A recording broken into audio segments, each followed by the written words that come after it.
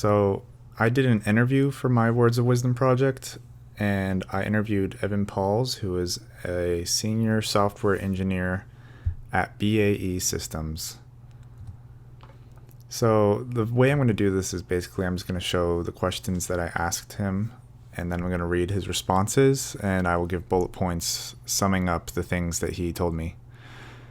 So the first question I asked him was, what does an average day look like for you? And his response was that an average day usually starts with logging into my computer at 8 a.m. and checking my email. And then he said, if there are no emergencies, I go grab some coffee. If there are emergencies, I frantically get coffee and then take care of the emergency. After checking my emails, I start on my current tasking. Typically, I'll be working on 2 to 3 tasks concurrently.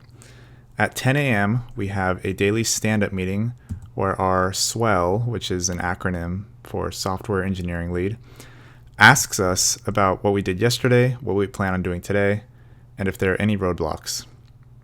The meeting lasts anywhere between 5 and 30 minutes. For the rest of the day, I'll just continue on my current tasking and attending any other meetings I'm invited to. My day ends around 5 p.m. My next question was, what is your work environment like? So Evan said that he works on a team of 6 software engineers, 2 live in Massachusetts, and 1 lives in Virginia, and then there are 4 of us in San Diego, he said. Because the team is spread across the country, most of our collaboration is done remotely. We get along well, but we don't really hang out outside of work. Next question was, what are you working on right now? Evan's response was, I work on a mission planning system for the Air Force. It performs automated route generation and sensor collection for the U-2 and Global Hawk aircrafts. And he said, think Google Maps, but for planes.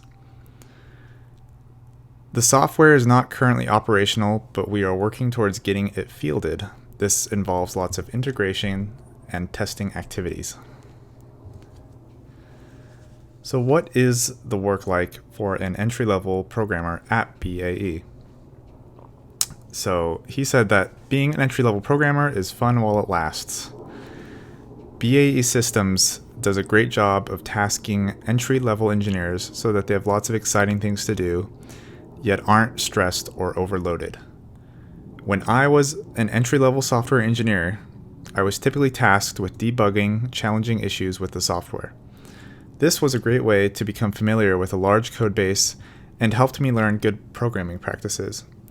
And then for us, I looked up code base just to clarify what he meant. And according to Wikipedia, it's a collection of source code used to build a particular software system, application, or software component. So just to clear that up if any of you didn't quite know what that was. The next question I asked him was, did you have to learn a lot on the job, or did you feel prepared from your degree? So Evan said that he felt pretty prepared for the job. Let me just read what he said. He said, since I've primarily worked on Java applications during my 7-year career, and I had lots of exposure to Java in college, I feel like I was decently prepared for the job. And then I'll follow that up with the one I asked, how much math do you actually use? So he says the software I work on contains its fair share of math, he said, and then a lot of the math is stuff like spherical geometry calculations. Fortunately, most of that math predates my time with the company, and most of it doesn't need to change. When I need to implement math in code, it's usually either trigonometry or numerical approximations and interpolation. My next question was, does working on a computer all day, every day, become tiresome? Evan said that, yes. So he said, let me read this. Staring at a screen all day can definitely be tiresome. I cope by taking big breaks and trying to follow the 20-20-20 rule. So every 20 minutes spent using a screen, you should try to look away at something 20 feet away from you for a total of 20 seconds. I asked him How often do you program outside of work? Evan said, not very often. I typically don't do much programming outside of work. For 2 years, I was earning my master's degree in computer science while working full time. I also spent time learning the CompTIA Security Plus certificate. And then he says he's currently trying to learn web development, so he's learning front-end technologies like Angular and React.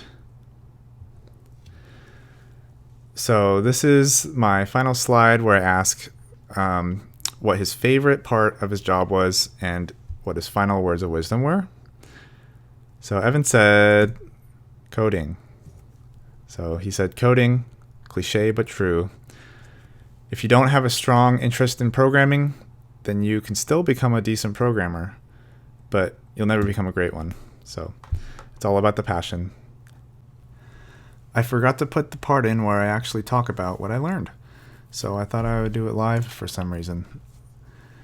So one of the things I learned and he talked about was about their stand-up meetings that they have. I've heard of something called like a Scrum methodology before. That sounds basically like what he was talking about, where they talk about what they did yesterday, what they're doing today, and any issues they might be having. That's something that I have heard of, but it was interesting to hear it from somebody who actually utilizes it in their work life.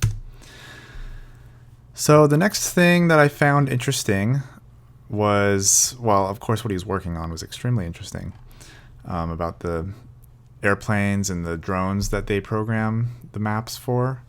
But the thing that I took away was what he talked about later on, which was about the entry-level positions in the company, because that's more relevant for us because we are entering the field. And it was cool to hear how they do debugging and they kind of familiarize themselves with the code base and the software. So